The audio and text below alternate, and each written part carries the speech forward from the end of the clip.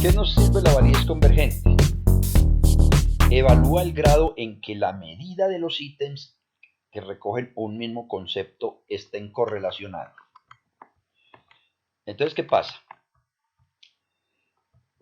Una cosa es, o mejor, un detalle que hemos hablado es que esas correlaciones sean altas para que expliquen la variable latente. Otra situación es que dentro de esas mismas variables, las observadas, se puedan correlacionar, pero en el sentido de que aporten a explicar esa variable. Una correlación alta indica que una escala de medida está midiendo el concepto deseado. ¿Cómo se mide eso? Entonces ya dice, bueno, los autores que nos sugieren emplear el tema de la varianza media extraída para valorar la validez convergente. Entonces hay varios procedimientos para medir esta validez convergente.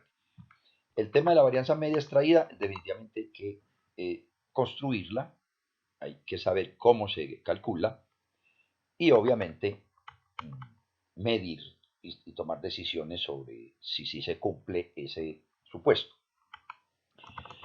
Por el contrario, ¿qué pasa con la validez discriminante?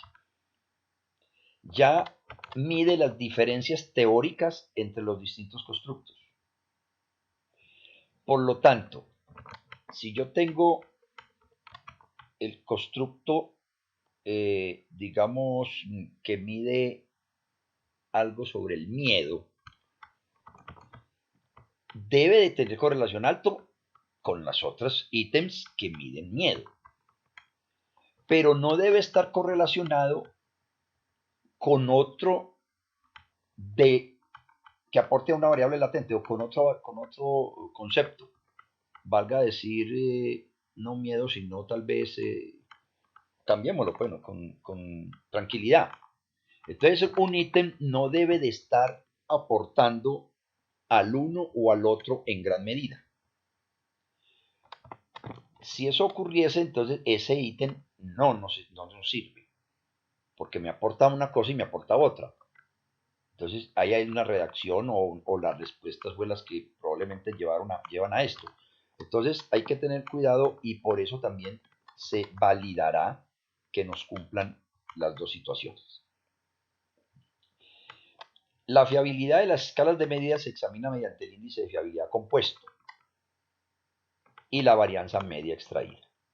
Entonces nosotros vamos a aprender cómo calculamos esos índices, el índice de fiabilidad compuesto y el de la varianza media extraída.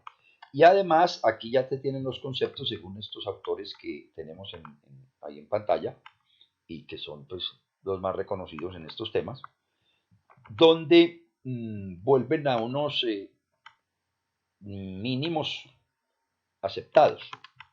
Por ejemplo, se habla de que entonces el de 0.6, mínimo 0.6 para la fiabilidad compuesta y un mínimo de 0.5 para la varianza media extraída. Insisto, vamos a mirar más adelante cómo se calcula y de hecho se tendrán que hacer.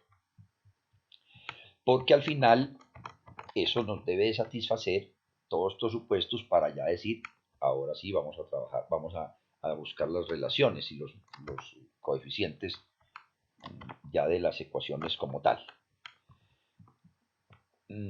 La fiabilidad de validez convergente de las escalas de medidas emplea la técnica del análisis factorial, o sea, de lo que estamos pues trabajando. ¿Qué pasa con la validez discriminante?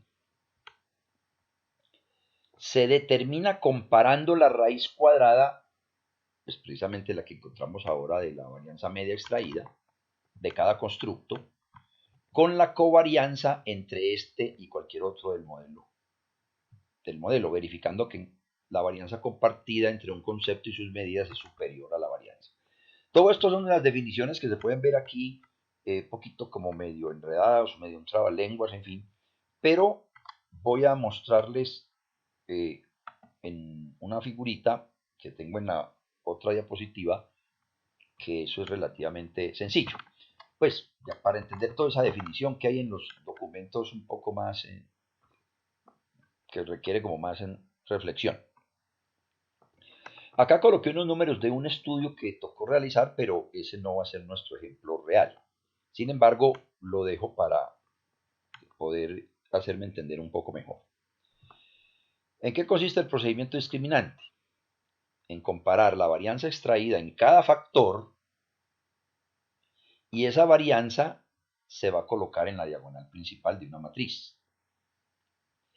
En las otras celdas, o sea, en la parte donde ya se cruzan los diversos factores, se van a colocar las correlaciones al cuadrado.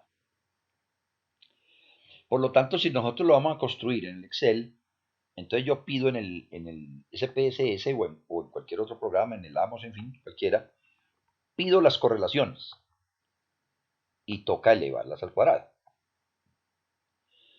¿Qué tengo como ejemplo? En la figurita que ya les voy a mostrar.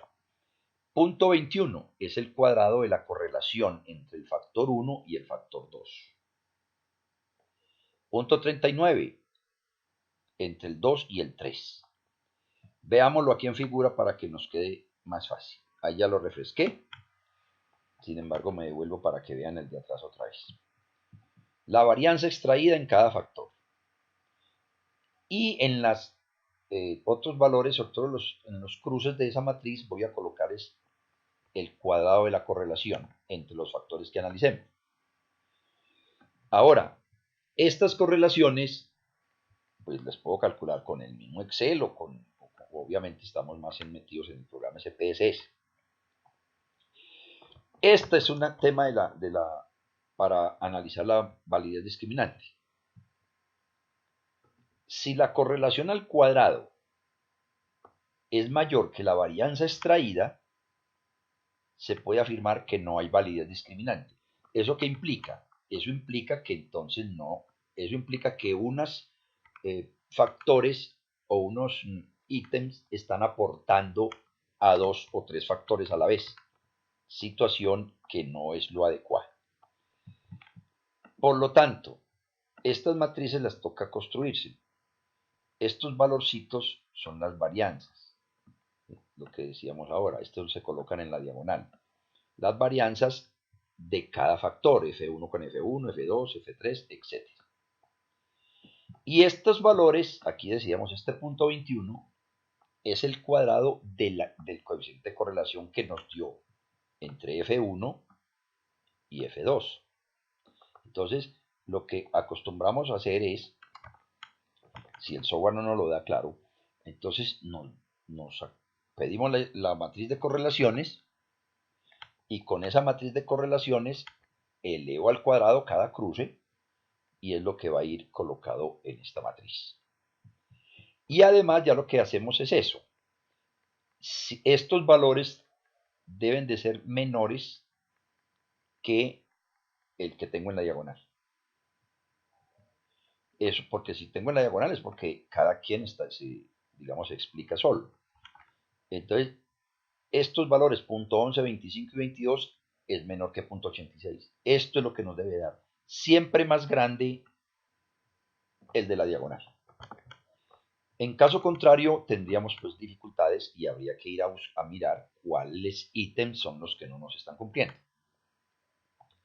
Y tomar decisiones. Si hay que eliminar algunos, de alguno de los, el que nos esté molestando, pues para que aporta a 2 o 3 factores, esos son unos ítems que no nos convienen. Esta es la situación. Bueno, sí señor. Sí, la R al cuadrado.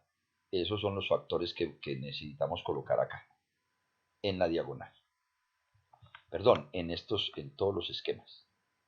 Y los R solitos, pues nos los da la matriz de correlación, que eso sí nos lo entregan los diversos software.